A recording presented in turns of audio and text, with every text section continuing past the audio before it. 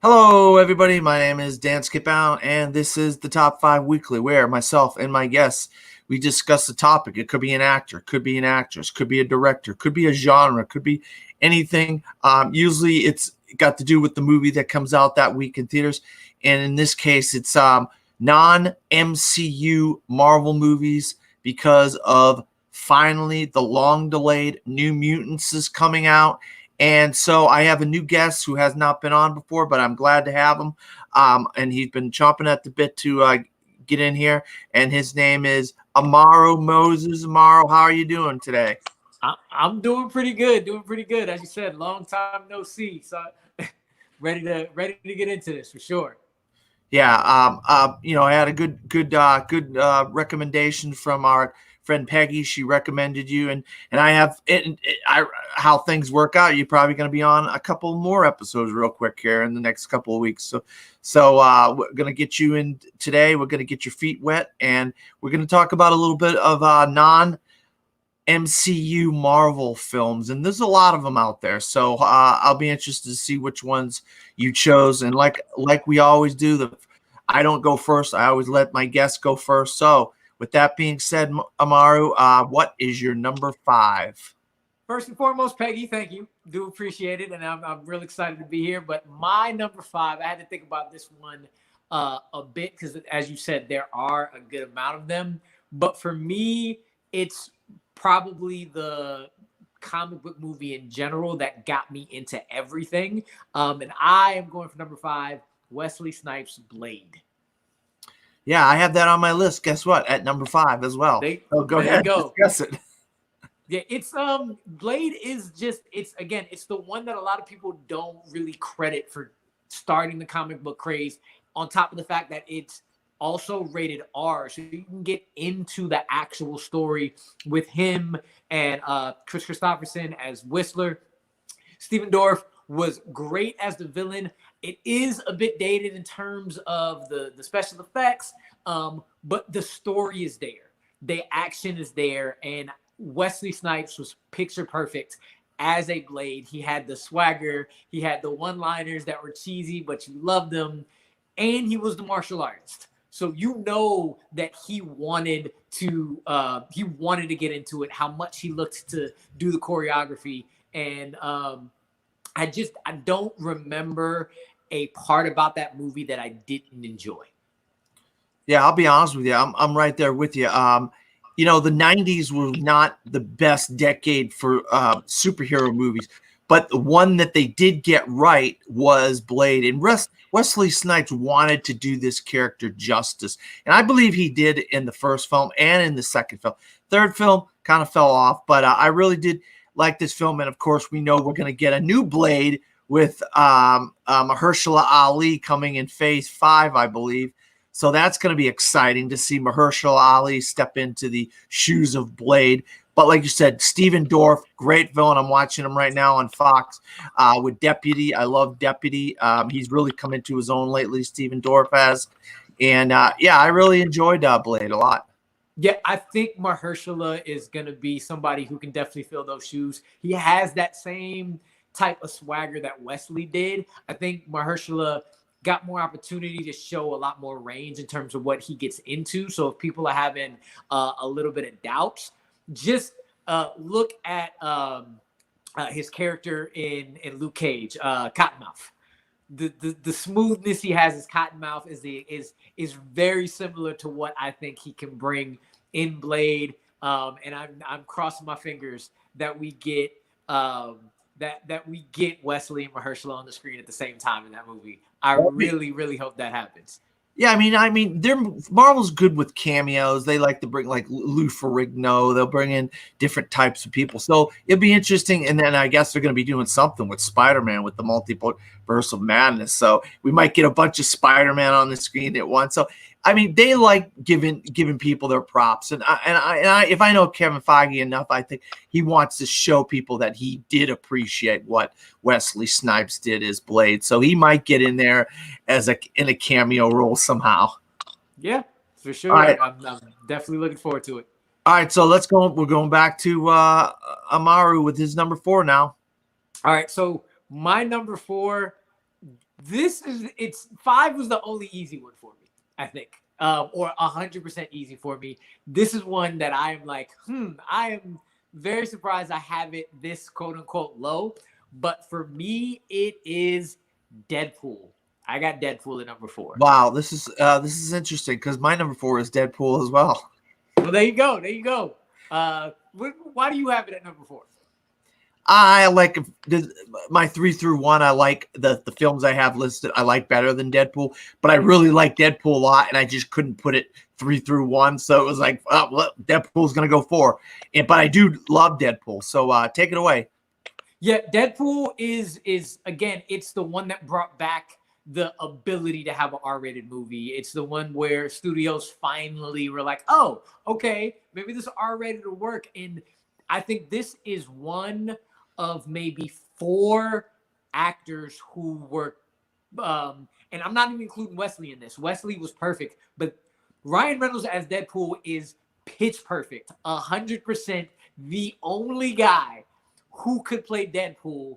And I think I have 3 other people in the whole comic book universe who I think perfectly cast as Ryan Reynolds as Deadpool. Just the self-referential humor, the ability to do all that without getting corny. The action was great. I can't remember Francis's real name, the actor who plays the villain in it, but he was really great in it. And Miranda Baccarin, her ability to stay on screen and go toe-to-toe with Ryan Reynolds is actually what made the movie. And the fact that you're taking a comic book movie and really making it a love story on Deadpool, and the ability to have it come out on Valentine's Day, make it the bloodiest love story of all time.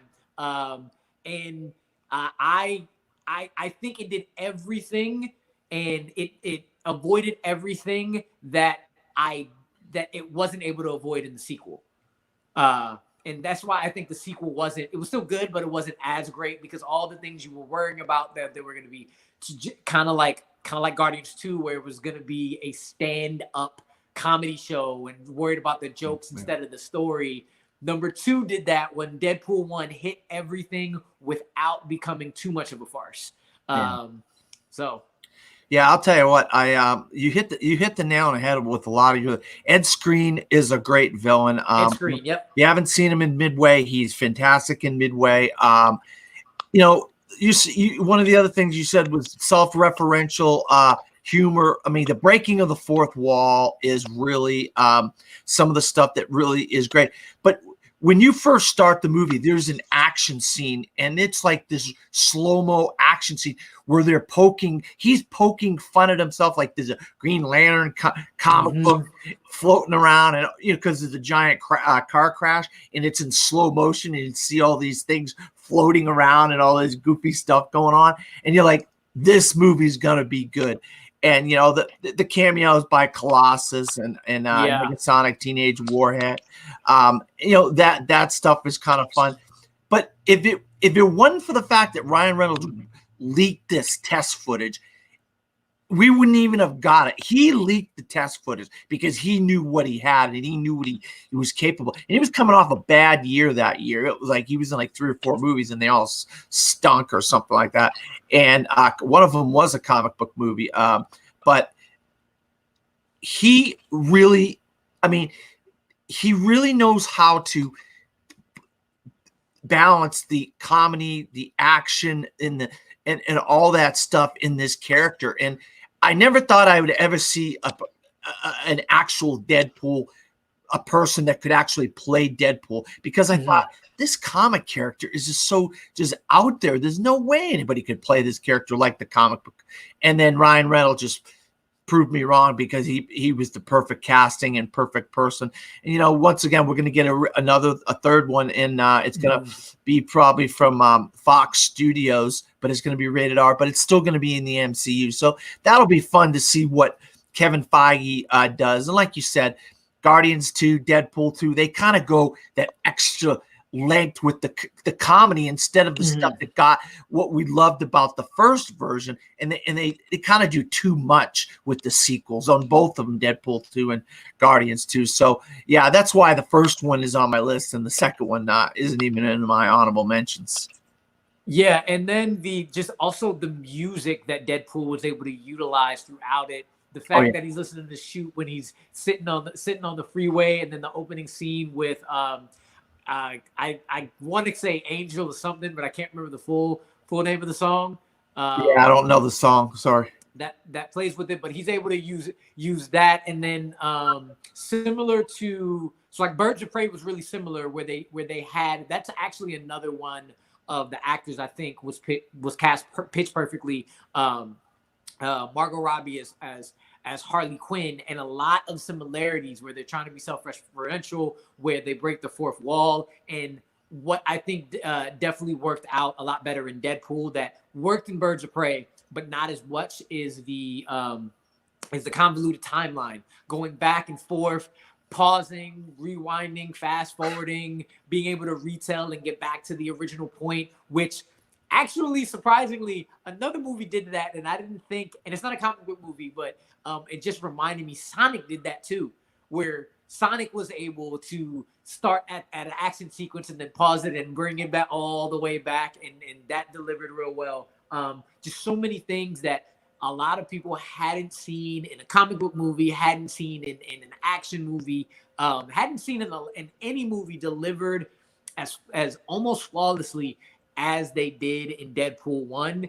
It's one of the best comic book movies ever, even though it's fourth on this list, because for me there's three more that I do just combination of quality and nostalgia and memory and where I was.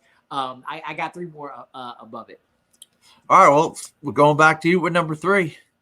All right, so possibly might be the first one we don't match, but we'll see. Because this is one a lot of people absolutely love, and I have always been the contrarian. Like, I loved it, I liked it, but I'm not seeing the same thing you did. For me, this movie was just another good sequel. But I just remember when I watched it, I didn't think the villain was as nuanced or played as nuanced as everybody was saying. I definitely have to revisit it again just to make sure the 2 or 3 or 4 or 5 times I've seen it, I'm missing something, maybe because I'm older. But my number 3 is Spider-Man 2. Hold on there. Hold on. Okay. There. All right, we got to hold on there. We'll get to Spider-Man 2. All right, my number 3 is, and you might say the same thing here, X-Men Days of Future Past. I don't have it on the list. Oh, wow. Okay. Yeah. I read comics. I had, it's anybody that knows me knows I had hundreds of thousands of comics as a teenager, and my brother has all my comics now. One of my favorite stories growing up was Days of Future Past with Wolverine, and he goes into the past and from the future, and he goes into the past and stuff like that. And I'm like, man, how the heck are they going to be able to do this and do it justice? And when they start out with the old X-Men from the Bryan Singer grouping of movies, and you're like, okay, this is good so far. And Rogue's in it, and then she's not in it. Then if you really want to see more Rogue, you can see the Rogue cut of it or whatever. And then he goes into the past, and you're like, oh, this is a period piece, just like X-Men First Class was a period piece during the Cuban Missile Crisis. And okay, cool, they're using actual historical events, and you're like, oh, this is during the 70s, and it's got the clothes, it's got the cars, it's got the hair, it's got and then you get to see Sentinels, and then you get to see all this stuff, and you see Magneto lifting JFK Stadium. Like, what the heck? And I'll tell you what, the mix of the the newer stuff at the beginning, and then the older stuff with James McAvoy and Michael Fassbender, and obviously Hugh Jackman. But then Quicksilver, oh, what an amazing scene by Quicksilver. I mean, one of the best comic book scenes I think I've ever seen is that scene with him in the kitchen, and he's doing all that stuff, trying to dodge all that stuff, but he was doing his thing in there.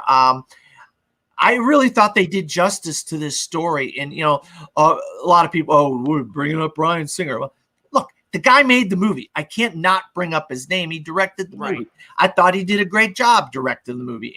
And in my opinion, it's on par with, the first, it's better than the first two X-Men. That's just my opinion.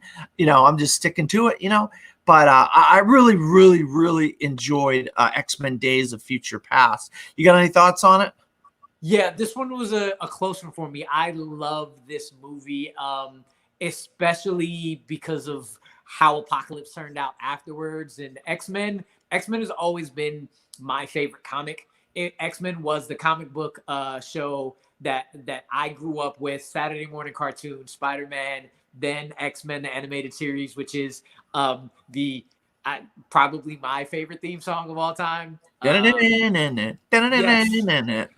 Definitely had that as a ringtone for a very long time.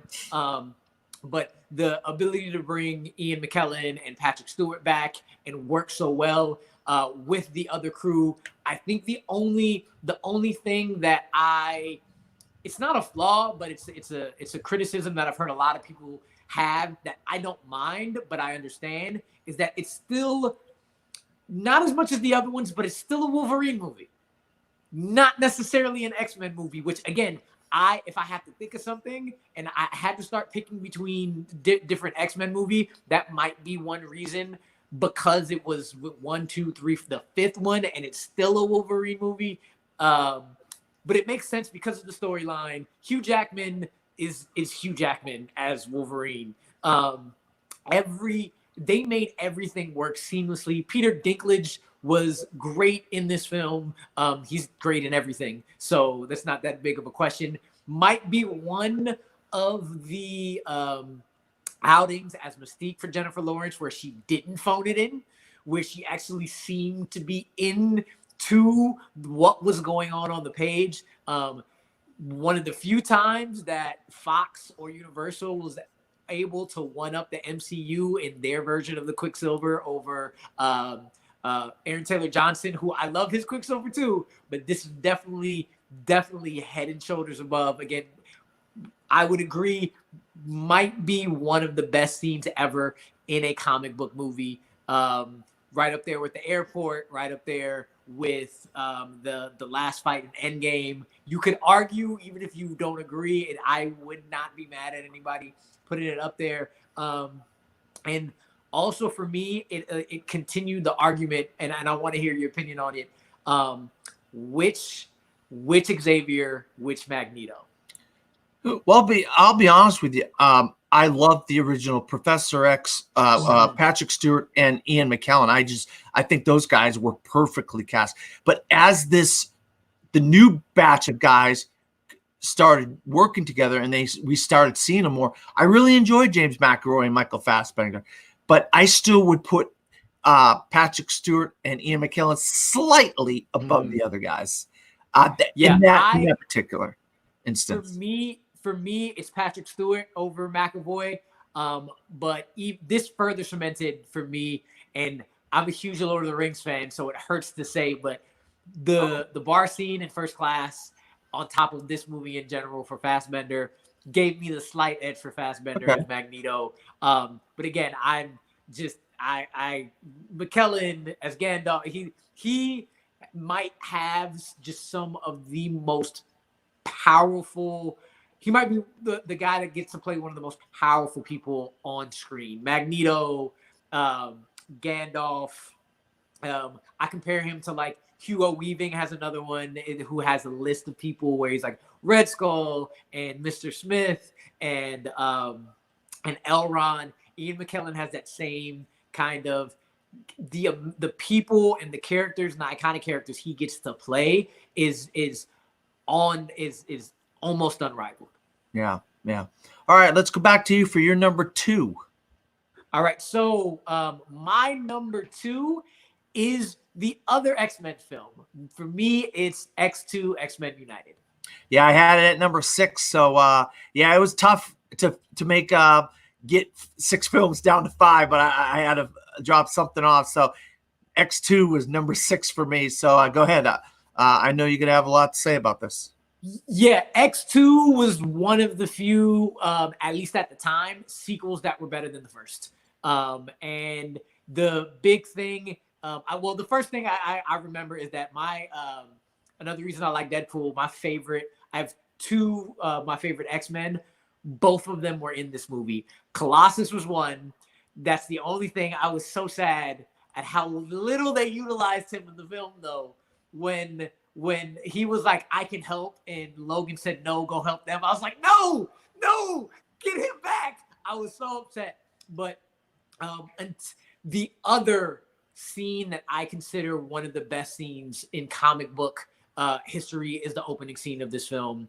When I first saw Nightcrawler, he's my other favorite character, just going in and out, the blue smoke that leaves behind him. Not Alan Rickman. Alan what's his last name? Alan Cummings. Cummings, thank you. Yeah, he was so great as Nightcrawler, and the vulnerability he was able to put after seeing how vicious he was at the beginning.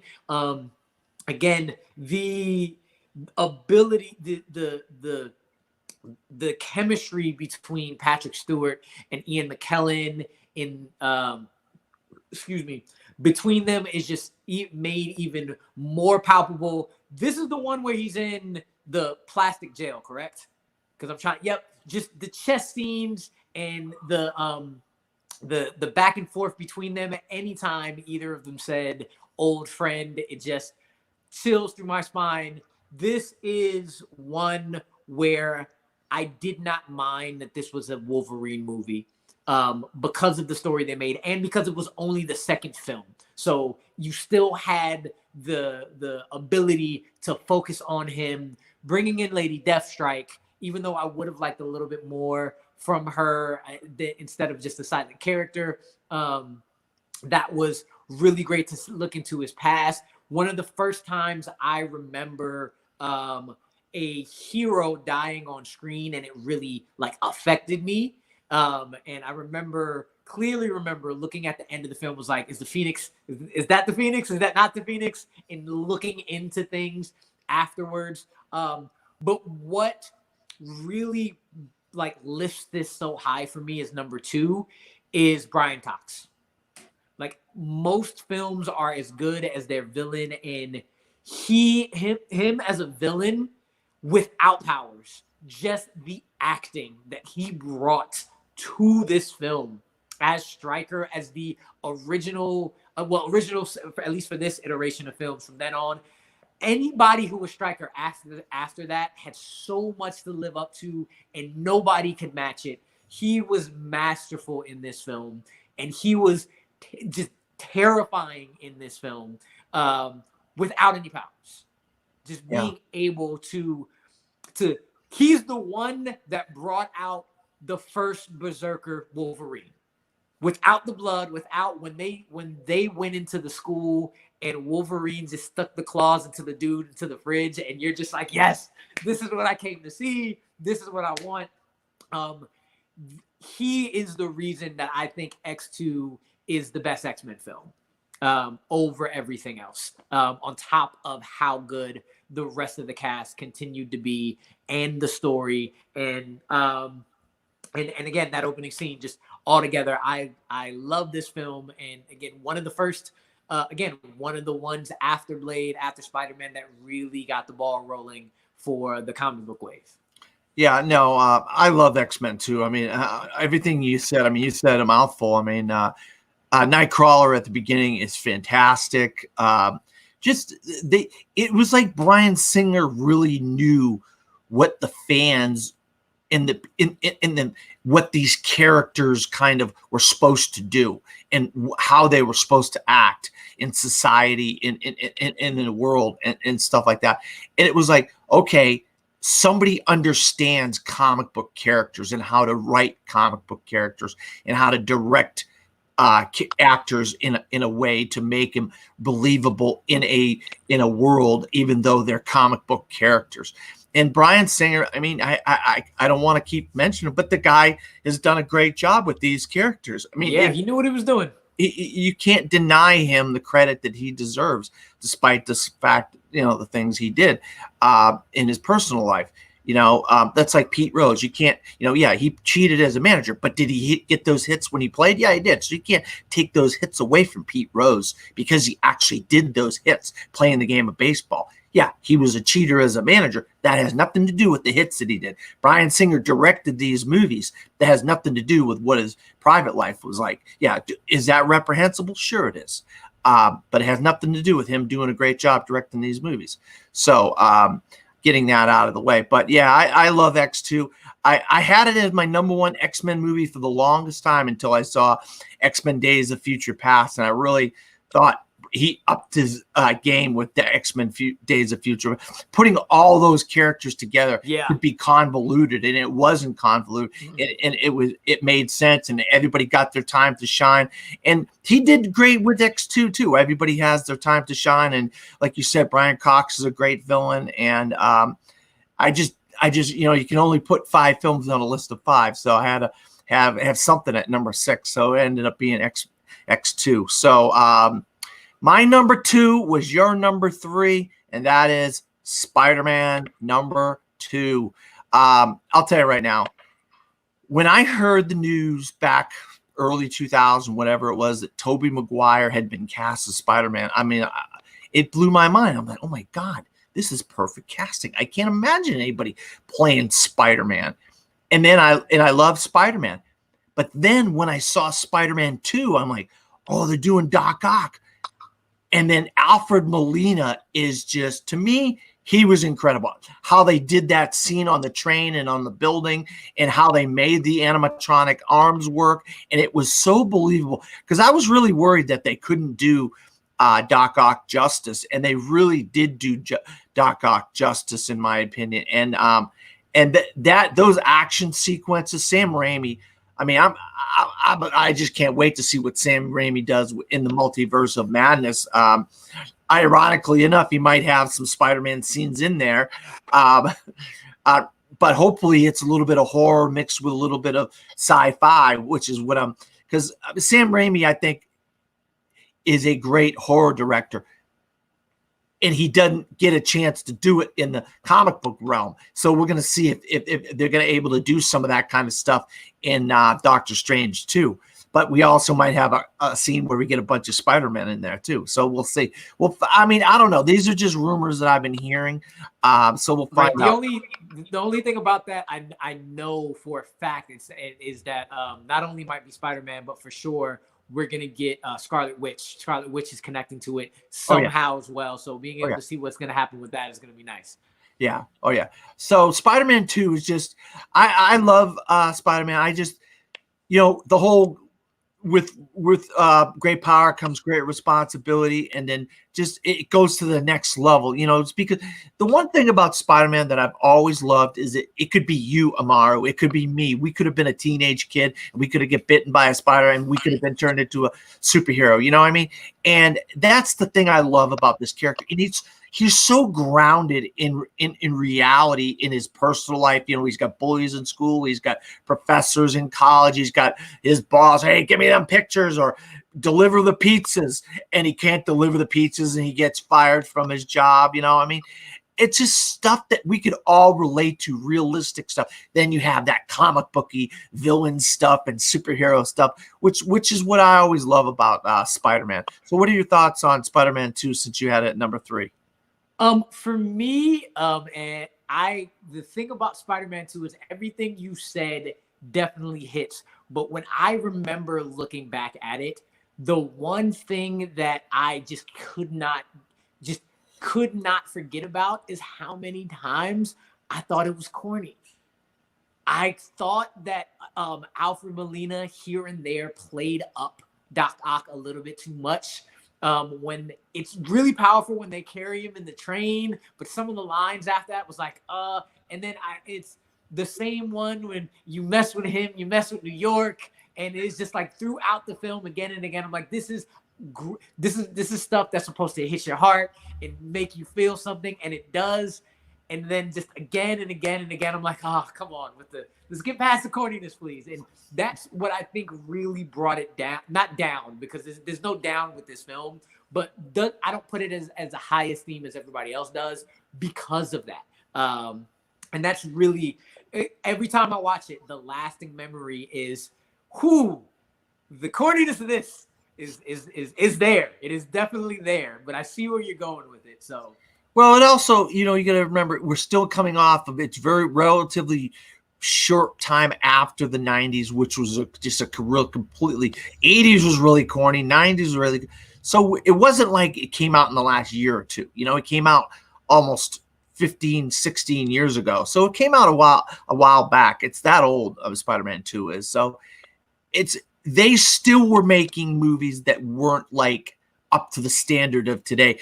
But for that time, they're pretty good. Like X2, Spider-Man 2 were damn good movies, Yeah. All right, I have a feeling I know what your number one is. It's probably the same as my number one. So let's get it over. I do, but I have a quick thing, though. Okay, go ahead. I hope you don't kill me, because I, for some reason or another, just remembered something. And I'm like, oh my gosh, because you reminded me. I forgot this movie was not MCU. So if you don't mind, I have everything I've said going back one, because it's a movie I just remembered that I think I'm putting at number one, which will mean that Blade goes to 6 and so on and so forth. So my number one that I have is now my number 2, if you don't mind. No, I don't mind at all. If you're doing an audible, basically. Yes, yeah. It literally, you said something. I'm like, oh my gosh, how did I forget? So I'll tell you what, and this is hard, but I'm going with a gut reaction and a gut feeling. I might change my mind if I think about it, but I'm gonna go with my gut. My two now is Logan. Your 2 is Logan, and you got a different number 1. Logan. Your 2 is Logan, and your number 1 is different. Yes. All right, so talk about your number 2. So you got a chance to talk about 6 movies. You're the only person on this show that got a chance to talk about 6 movies because of what you just did. Hey, if there were 3 of us on here, I would have just said, you know what? I'll just chalk it up and maybe put something in the comments. But it's just the 2 of us here. So yeah. I figured maybe we're not going as long. So just as long as I have your grace and permission, if you don't mind. Yeah, no, talk about Logan, because Logan is my number 1. So after you talk about Logan, I'll talk about Logan. All right. So Logan is just everything you want in a movie.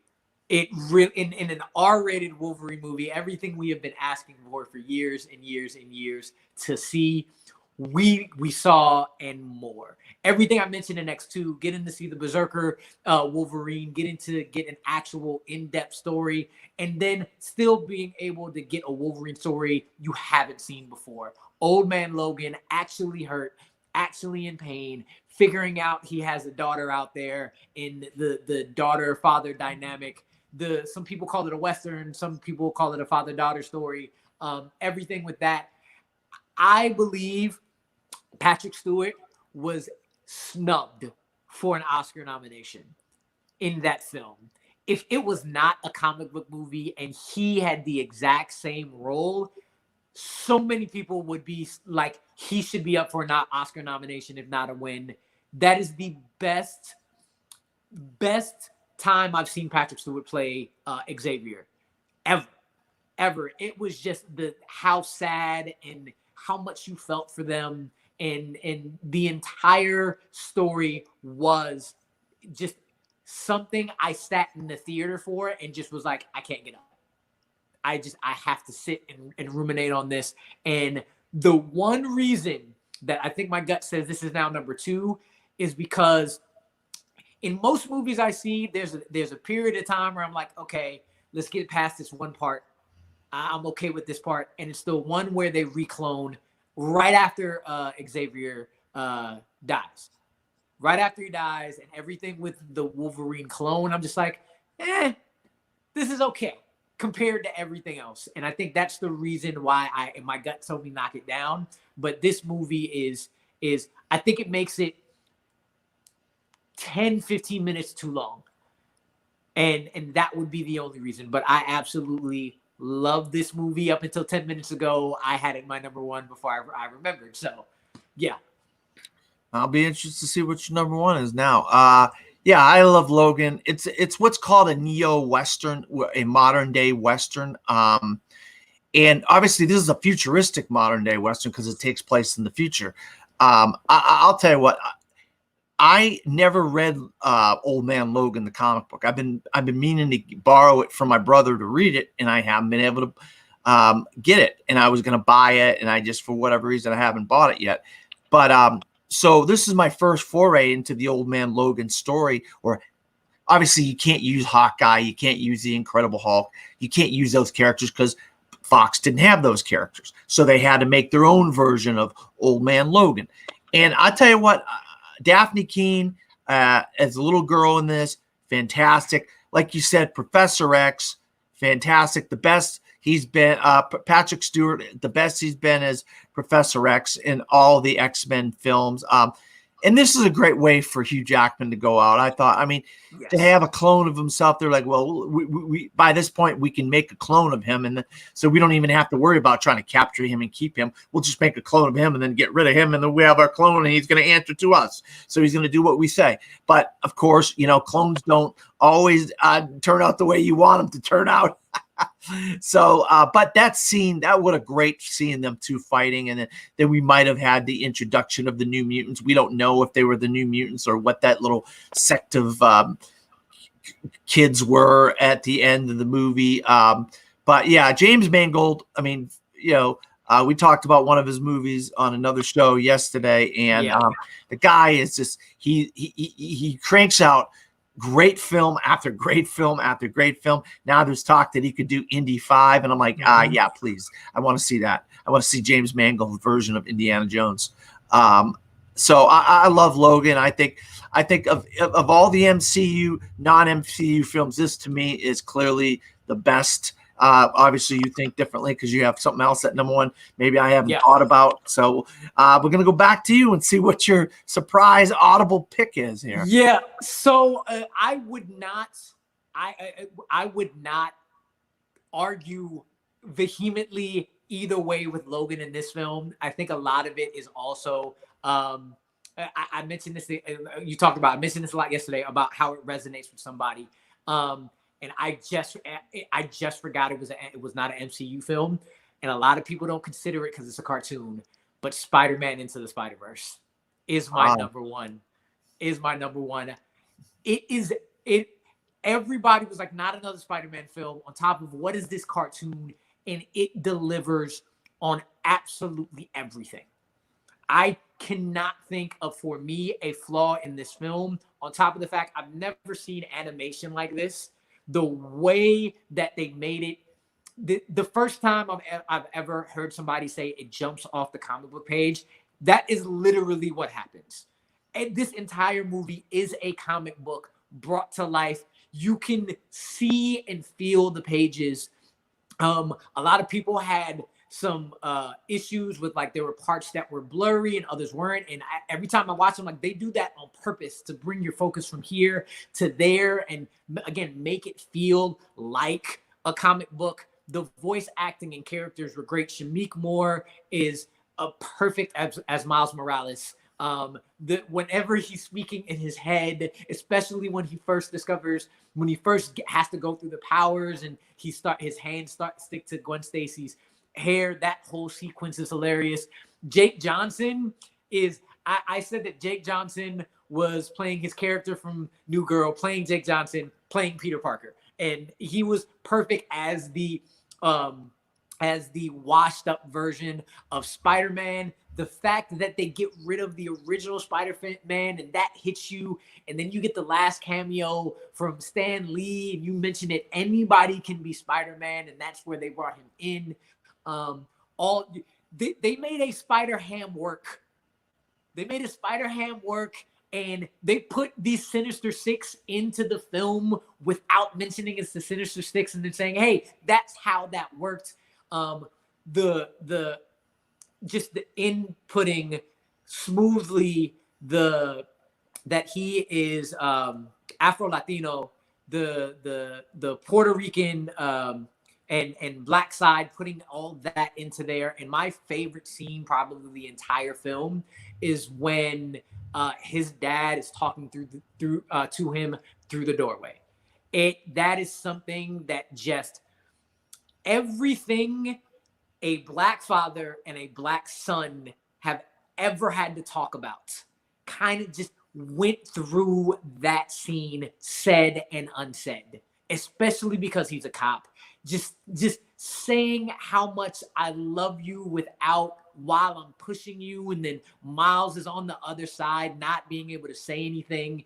And a lot of the times I'm taking it to where I'm at, where black boys just don't say or can't show that emotion, and being able to bring that scene together in the midst of all the comedy and all the action and all the characters and everything that film was, and how much of a surprise it was. That was my favorite film of that year, which was crazy because Infinity War came out that year. And the more and more I see it, the more and more I love it. And the more and more connections I see to my life. Mahershala as now I'm blanking, but as his uncle Aaron, at the Prowler. It just, every relationship, every character, everything about that film hit me personally. So that's why I have to put it at number one over Logan. More so because of that personal connection on top of everything else. Yeah, I'll be honest with you. I know this film resonates with a lot of people, and a lot of people love this film. I'll be honest, the animation kind of threw me for a loop. If I wanted to read a comic book, I would have read a comic book. I didn't want to see a comic book in an animated movie. That's not why I wanted to see that movie. The animation wasn't the best animation for me personally. The other thing is, I don't know what it is. I didn't like the Kingpin as the villain. I mean, I really love the Kingpin in the Daredevil TV show. Mm-hmm. Actually, I thought he was fantastic in the TV show. And so then they brought him into the animated film. Like, oh, well, they already got Daredevil in the Kingpin and Daredevil show, and now you're bringing him back in this. I did like, there are elements, Nicolas Cage, Gwen Stacy, Spider-Ham. There are the voice, some of the voice talent. Chris Pine, you said, what's his name? Jake Johnson. I love Jake Johnson on a TV show right now. It's called Stumptown. Stumptown is great. I love that. I really like that show. With Jake Johnson. There are things about the film I like. I'm not like over the moon with it like a lot of people are. So it didn't dawn on me that was going to be your number. Once you said it, though, it can make complete sense that it was your number one, and you moved all your other ones back. And I have no objections at all, because and this is what's great about the show, is that everybody has their own opinion. You have your own list, and that's your list, and everybody has. And we want to applaud film. We don't want to tear down film, and I don't want to tear down Spider-Man Into the Spider-Verse, because it's not a bad film. It's just not something that resonated with me as much as it did so many other people. And so I'm glad you got it at number one, and that's fantastic. All right, so let's get into a few honorable mentions. Amar, you got any of those? Yeah, for me, we neither of us mentioned First Class, but First Class was one of the ones that brought X-Men back after Brett Ratner completely just shat on the other one. Introduced Fassbender. Again, that bar scene in Argentina is just amazing. And I actually was going back and forth whether or not I was going to do Blade 1 or Blade 2. I really loved Blade 2 as well. I thought you can argue it's better than 1 because of how different it is and the action. But I ultimately picked 1 over 2. But Guillermo del Toro did his thing. And it was another one where the villain is making the movie. I remember sitting in Blade 2 being afraid of that villain. Like, he legit can win this whole thing. And I would not be surprised if they go away and Blade is gone and done. So First Class and Blade 2 were on top of Days of Future Past, were the three I was like, am I putting this one in or am I putting that one in? So yeah. And I already mentioned X2 because I didn't have it. Daredevil, I know a lot of people. I always say the director's cut of Daredevil, if you have a chance to see the director's cut of Daredevil, it's actually a good movie. I know people talk about the teeter-totter, but I'll tell you what, Colin Farrell as Bullseye. I like Ben Affleck as Daredevil. I like Jon Favreau as his buddy, his lawyer buddy. Fozzie, not Fozzie. Foggy Nelson. And then Foggy Nelson, Jennifer Garner. I mean, should they have spun her off into her own movie? No. But she was good in Daredevil. The Elektra movie, we won't even talk about that. But she was actually decent in the Daredevil movie. And the movie is actually pretty good. And Michael Clark Duncan, rest in peace. I mean, John Campion, I don't know, I always like to quote John Campion, but John Campion likes to say this. It doesn't matter if you're black, if you're white, if you're Latino, if whatever you are, if you could embody the elements of the character. I don't remember anybody, in my opinion. I did like D'Onofrio as Kingpin in the Daredevil show, but I'll tell you what, I couldn't imagine at that time anybody they could have cast better as Kingpin in Daredevil. I thought Michael Clark Duncan was fantastic, perfect casting in my opinion. I really, really wish Daredevil had succeeded a little bit more because I would have liked to have seen a sequel to Daredevil. The first Ghost Rider with Nicolas Cage, I kind of enjoy that a little bit. So those are my honorable mentions. There's a lot of bad ones of the non-MCU. So yeah, a lot we're not going to mention. Yeah, I will say I do want to show some love to the Amazing Spider-Man 1. It's not an honorable mention. It wasn't up there, but it was the first one I enjoyed. I did say I enjoyed a lot. A lot of people don't. 2 was not good. But even though it wasn't close to breaking my list, I do always try to give Andrew Garfield and Emma Stone some love on how they played those characters. And just the movie itself was enjoyable. So yeah. Okay, I understand that. All right, so give me your revised list 5-1. So my list now is Deadpool at number 5, Spider-Man 2 at number 4, X2 X-Men United is number 3, Logan at number 2, and Spider-Man Into the Spider-Verse is number 1. All right, my number 5 is Blade. Number 4 is Deadpool. Number 3 is X-Men Days of Future Past. Number 2, Spider-Man 2. And number 1, Logan. Amara, where can you be found? All right, so everybody can find me at my name, Amaru Moses, on Twitter and Facebook. I also have a YouTube channel. It is Yuri Reviews. That's 2 words. Yuri, U-R-I, and then Reviews. Spell review, but it's R-U views instead of R-E views. I just got done with a podcast with one of my friends, about to finish this Onward review that I'm going to hopefully post later on tonight, as I see the poster in the background there. And you can find me on Reviews on Twitter and Instagram as well. And you can find me at Dan Skip Allen on Facebook, Twitter, Instagram, and Pinterest. Or you can find, if you want to read any of my reviews or my sports articles, you can go to cinesportstalk.com. That's CINESPORTS.com. And I used to write about sports, all various sports topics and movie reviews for that website. And I currently write for a website called disappointmentmedia.com. So it's DISIPPIONTSMEDIA.com. You can see my nostalgia review of Miracle, and that goes hand in hand with my recent review of The Way Back starring Ben Affleck.